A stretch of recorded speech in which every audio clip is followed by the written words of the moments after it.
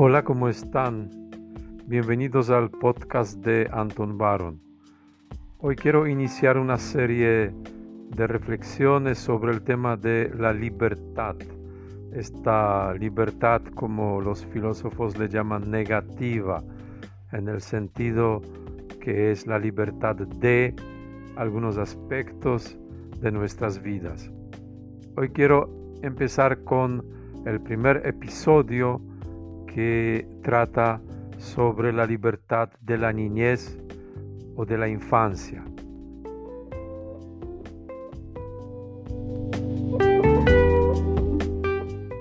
Debo confesar que no soy partidario de la corrida de los toros, y hago esa aclaración porque quiero traer a colación la historia de uno de los más famosos toreadores de nombre Manolete, cuya historia conocí a través de algunos escritos, menciones que ciertos psicólogos teóricos de las diferentes corrientes psicoterapéuticas hacen de Manolete como para explicar sus propias concepciones de lo que ocurre en la mente humana, en la psique.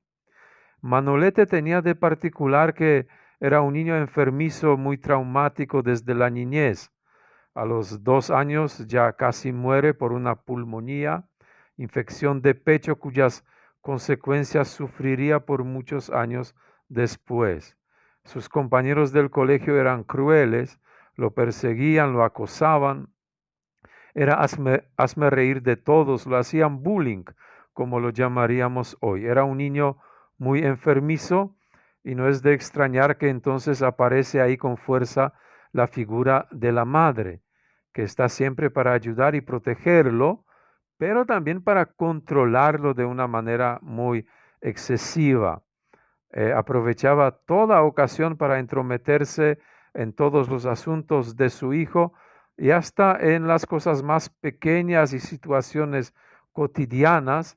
No desaprovechaba la ocasión para pintarle las terroríficas y apocalípticas visiones de peligros y desgracias que acechaban a las personas indefensas, y que lo mejor que Manolete podría hacer, decía, que cualquier cosa que le pasara, estar siempre cerca de su madre. Cuentan que Manolete tomó este consejo literalmente, porque cada vez que se asustaba, corría hacia su madre y se escondía debajo de sus faldas. Pero a los 11 años algo cambió y el muchacho empezó a manifestar el amor hacia la corrida de los toros y los toreros.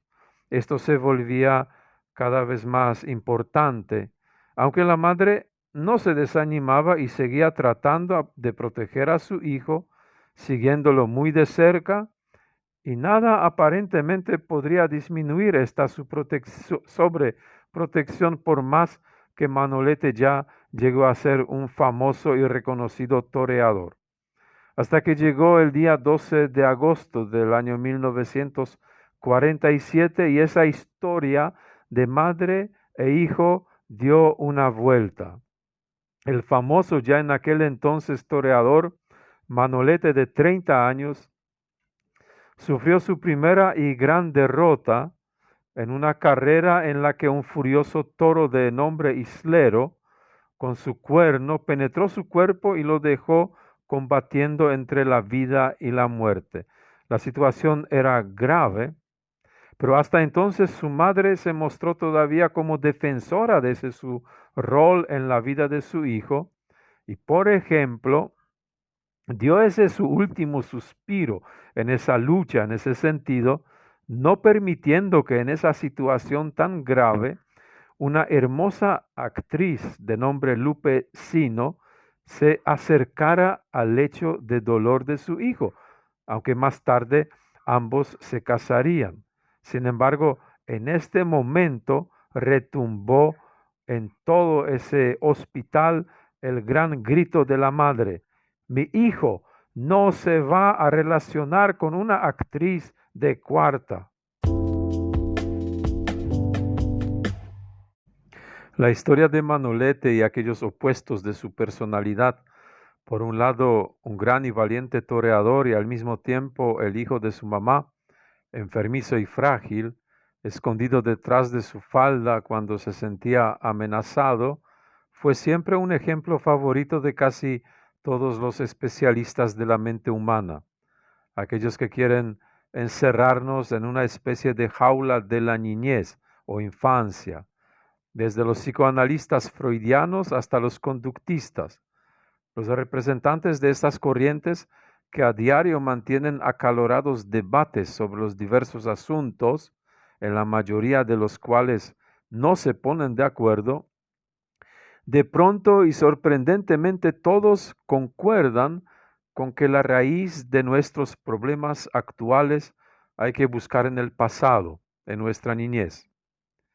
Conciben ellos la vida de una manera lineal, como si se tratara de la ruta de un tren que sale de un lugar para llegar al destino, un viaje lineal desde el nacimiento hasta la muerte.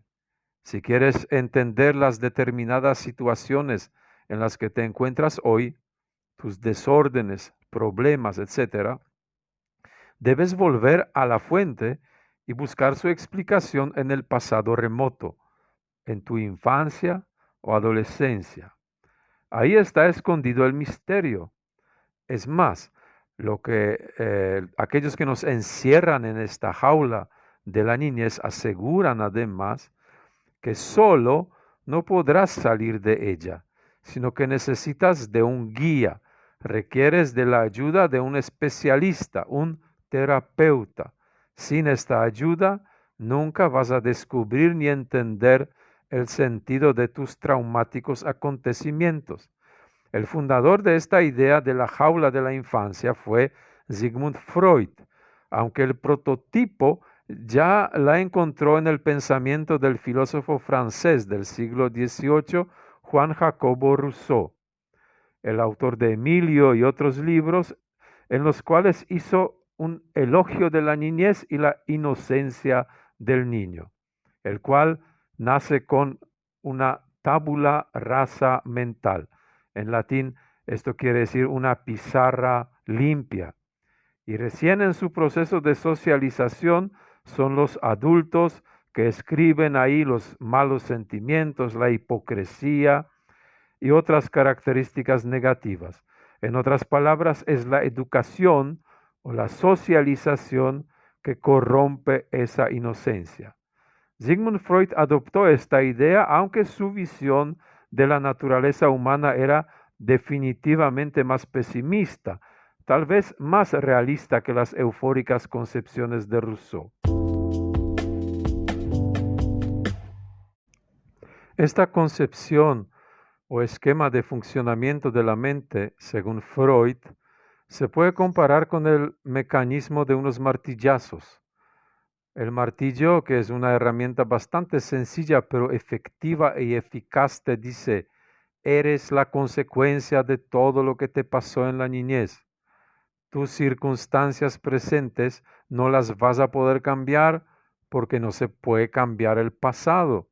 El martillo dice: eres el efecto de tu madre neurótica, efecto de tu padre alcohólico o enfermo, efecto de tu abuelo tirano o abuela que te asustaba con espíritus, efecto de la sobreprotección de tus padres o efecto de su descuido. En resumidas cuentas, después de todos los martillazos, debes llegar a la conclusión de que no eres una individualidad capaz de tomar decisiones, porque lo que tú crees que son tus decisiones en realidad son solo consecuencias de lo que te hicieron tus padres antepasados. Son ellos los que te empujan, los que empujan tu voluntad, manipulan tu conciencia y eres una especie de marioneta. Una consecuencia lógica de esto, viéndolo de otra perspectiva, es que tu vida carece de un fin, no se dirige a ningún lado, porque mientras no resuelves tu pasado, tan solo respondes a los acontecimientos que ya viviste. Pensemos un poco sobre el fin. Es lo que los griegos llamaban teleos. viene de una concepción filosófica llamada teleológica, la teoría del fin. O sea, se refiere a algo que explica de forma alternativa la historia de nuestra vida.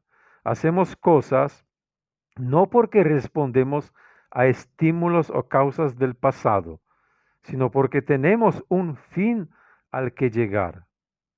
Esta perspectiva se opone a la perspectiva de la jaula de la niñez, porque esta nos dice, no llegarás a tu fin porque el fin está en el futuro, mientras que tú tienes que trabajar el pasado. En otras palabras, tus abuelos, padres, hermanos mayores, tíos, te impiden progresar en la vida. Están matando tu futuro. Según estos psicólogos, Manolete llegó a ser toreador porque de esta manera se liberaba de la sobreprotección de su madre, arriesgando cada día su vida.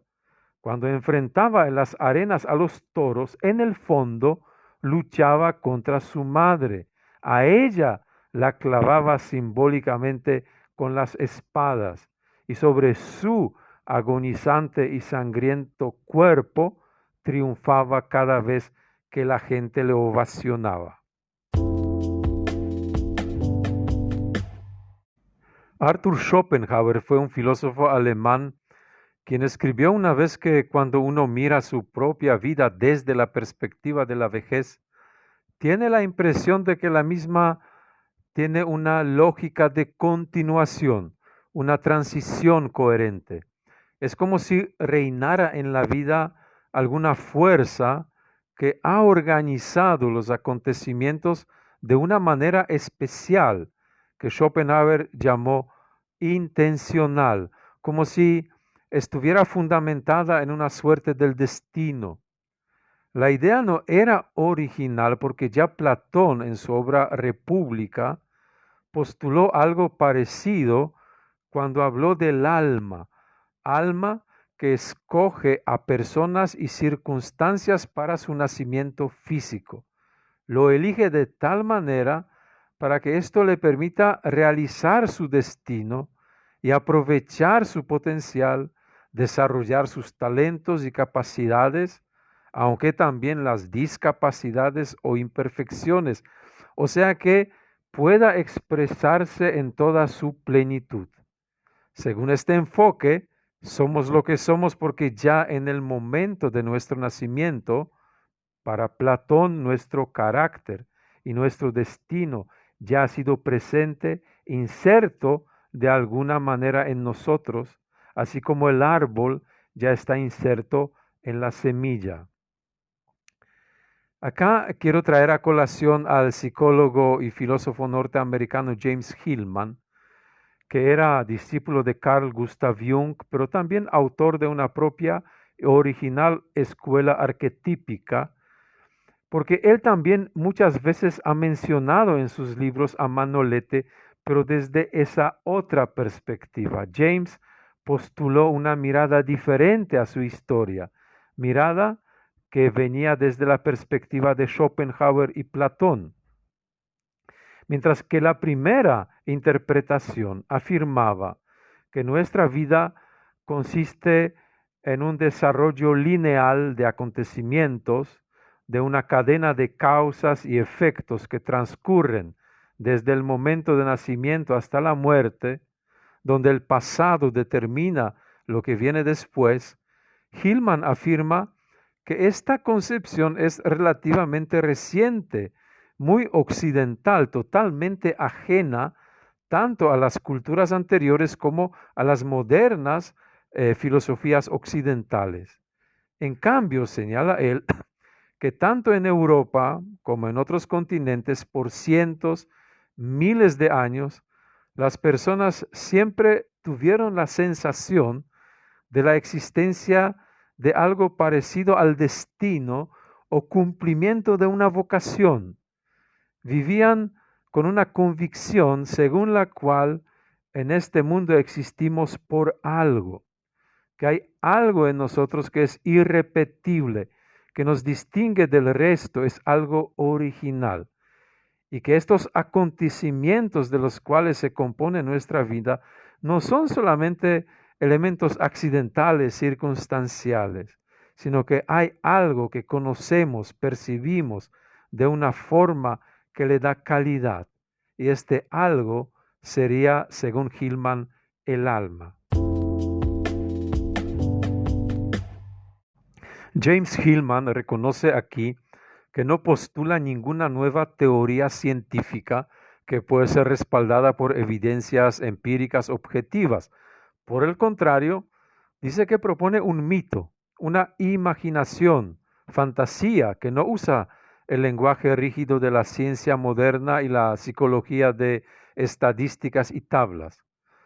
Hace uso de la experiencia subjetiva, de la demostración no verificable e imposible de ser verificada, pero profundamente auténtica. Se trata de situaciones en las que no tenemos dudas, por ejemplo, que algo sucedió, algo nos empujó en los brazos de una persona amada que fuera justamente esa y no otra. Estamos totalmente convencidos que una experiencia difícil o dramática nos abrió los ojos a las dimensiones de la realidad que antes no veíamos, que algunas circunstancias o acontecimientos aparentemente accidentales, casuales, nos llevaron a un lugar en el cual actualmente nos encontramos y que es precisamente este lugar en el cual por alguna otra razón deberíamos estar. Se trata de un mito, está bien, pero no es un mito menor ni mayor que la teoría de la jaula de la infancia, porque detrás de estas modernas teorías psicológicas tampoco yace alguna verdad empíricamente comprobable. Los renombrados científicos como Judith Harris o Steven Pinker demuestran que si algo incide de alguna manera en lo que somos, no es tanto la influencia de los seres cercanos en la niñez, sino nuestros genes y la influencia de los pares. Sin embargo, hay algo más para Hillman. Él agrega que tampoco es cierto que solamente dependemos de los genes e influencias de los pares. Dice que la percepción lineal del tiempo, según la cual la vida se desarrolla desde el principio hasta el fin, es sólo una de las perspectivas posibles y que la platónica puede ser una perspectiva alternativa, la perspectiva de aquel daimón personal, esa especie de potencia o fuerza que genera nuestra individualidad.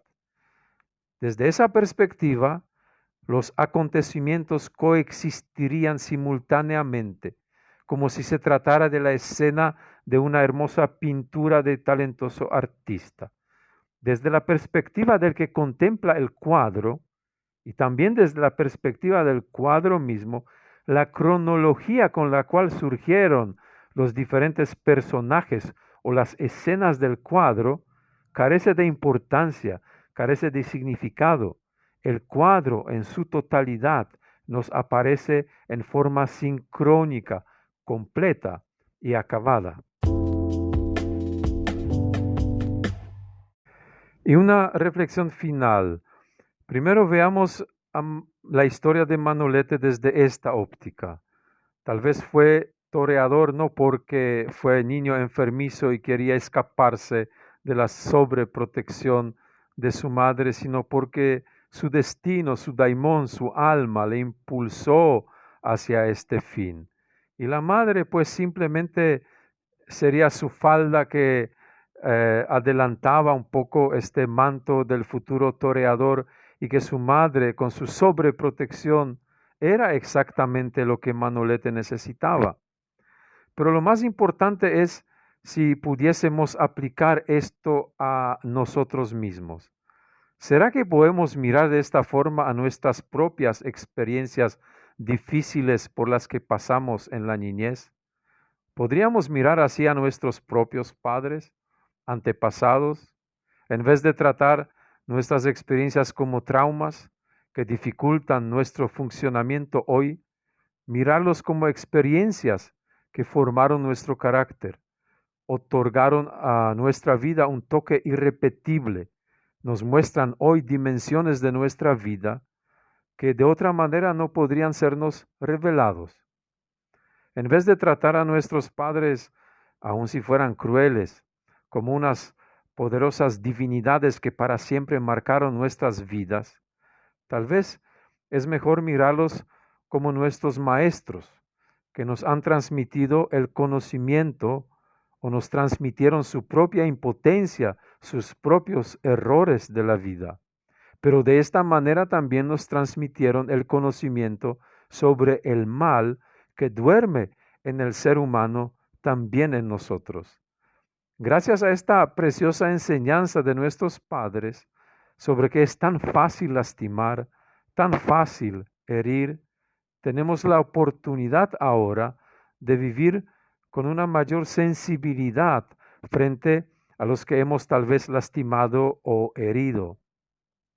También tenemos la oportunidad para perdonarnos y comprendernos mejor cuando lastimamos o herimos a una persona cercana. No se trata de perdonar y entenderse para justificarse, pero tampoco para autocondenarse, sino para no cometer otra vez el mismo error. Si vamos a poder mirar de esta manera lo que nos pasó con nuestros padres, esta jaula de la infancia en las que nos quiere encerrar la cultura terapéutica moderna, tiene la oportunidad de desaparecer definitivamente.